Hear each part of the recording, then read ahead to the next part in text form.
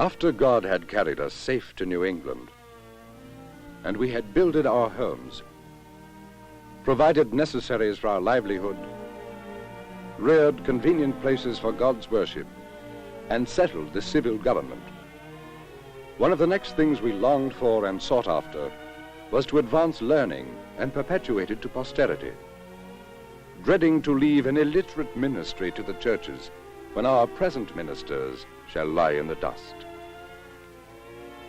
In the spirit of these words, the General Court of Massachusetts, in honor of John Harvard, education's Puritan benefactor, established the first college in America at Cambridge in 1636. They named it Harvard College. To the Puritans, religion and education were inseparable. The Bible was law. To interpret the law, all men must be able to read. To read, they must be educated. So, for little folk, education began in the home. It began with the few books that had been brought from England. The family Bible, which every man needed to learn and read for his soul's salvation. The catechism that tested a man's knowledge of his faith and the Bible. An occasional copy of one of the classics in some of the more learned families.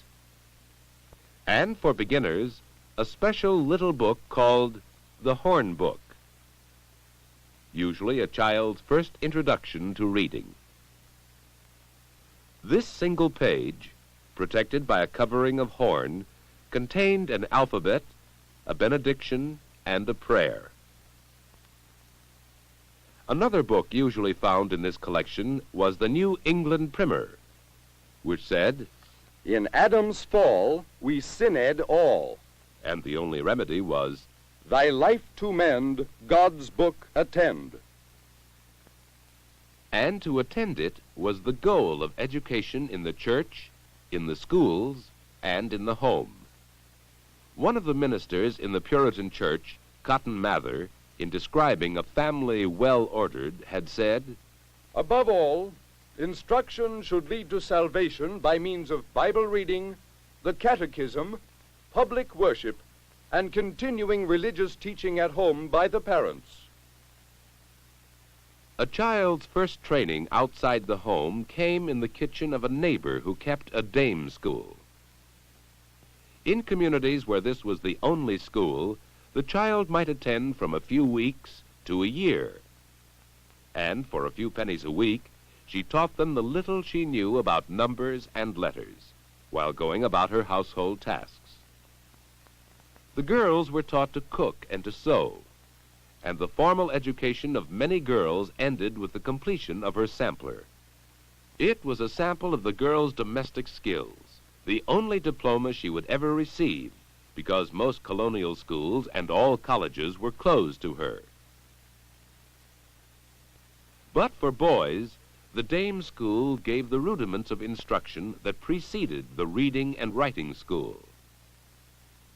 Here, religion was the core of the curriculum, and lessons were the ritual of the catechism with its questions and answers.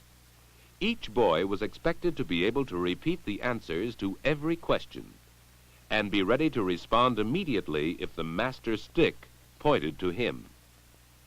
The questions, they were the fundamental doctrine of the Puritan interpretation of Christianity. How did God make you? In my first parents, holy and righteous. Are you then born holy and righteous? No, my first parents sinned. Are you then born a sinner? I was conceived in sin and born in iniquity. What is your birth sin? Adam's sin imputed to me, and a corrupt nature dwelling in me.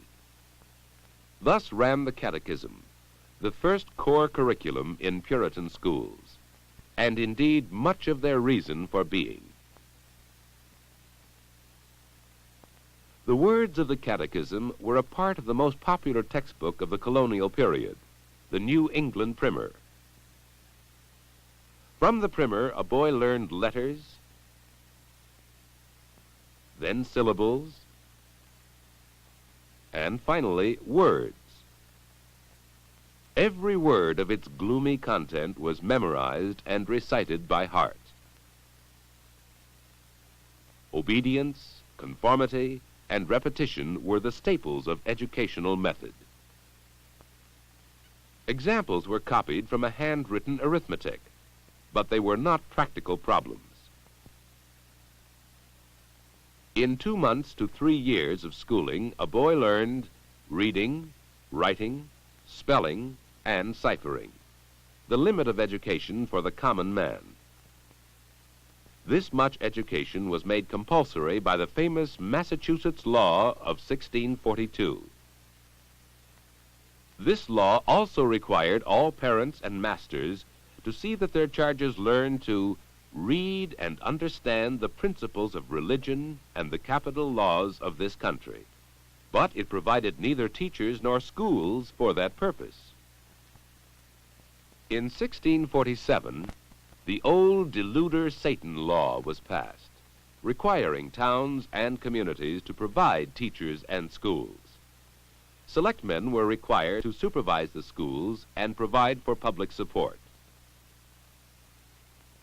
Each parent was charged in proportion to the number of children in the family. Thus, the 2 New England laws provided for compulsory education, including taxes provided for support and for supervision. A man with a big family, who could not pay in currency, would promise to supply logs for the school fire for a certain number of weeks.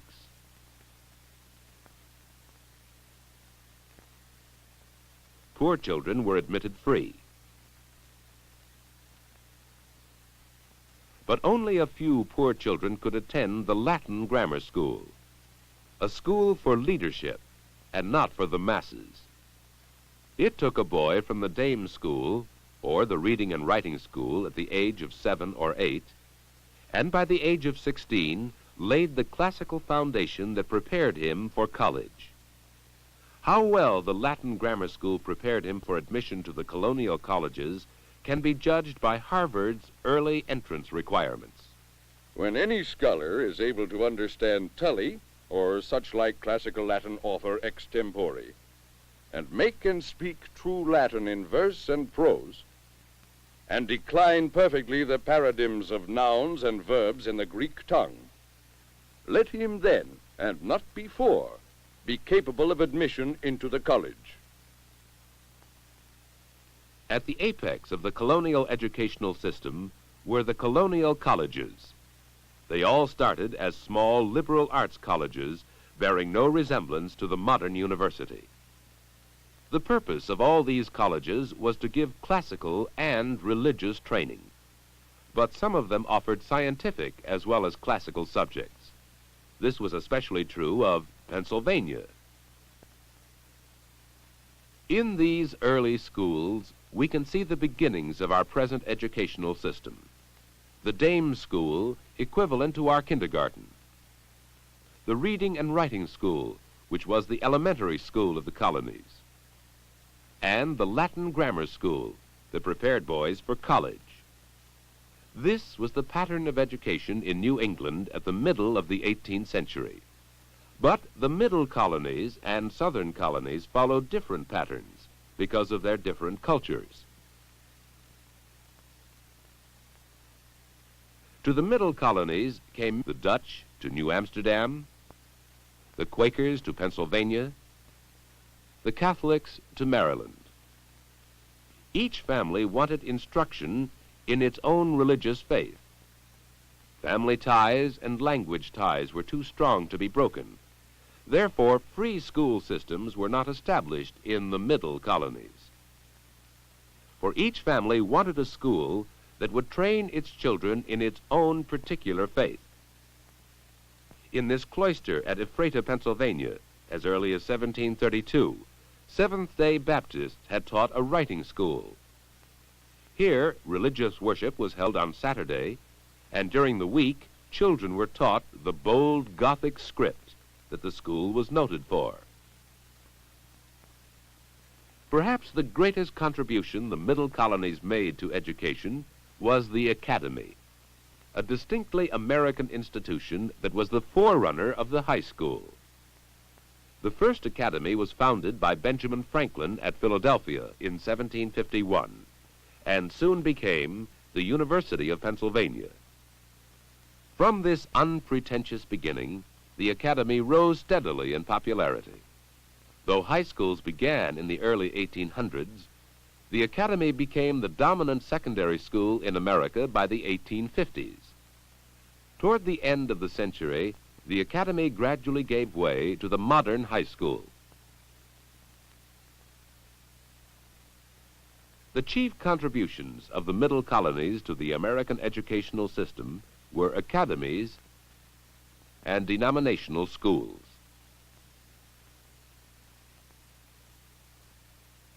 In the South, from the days of the earliest settlement at Jamestown, the Anglican colonies had left education to the Church of England.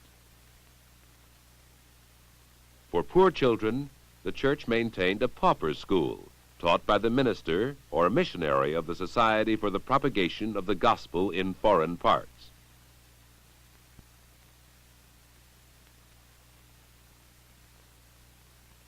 Beyond this minimum schooling, the only opportunity for the poor was apprenticeship.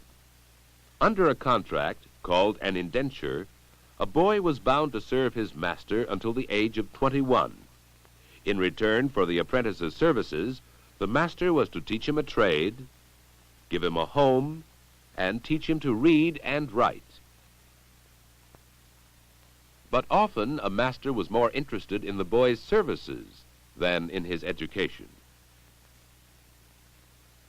In the lands of the South, large plantations developed.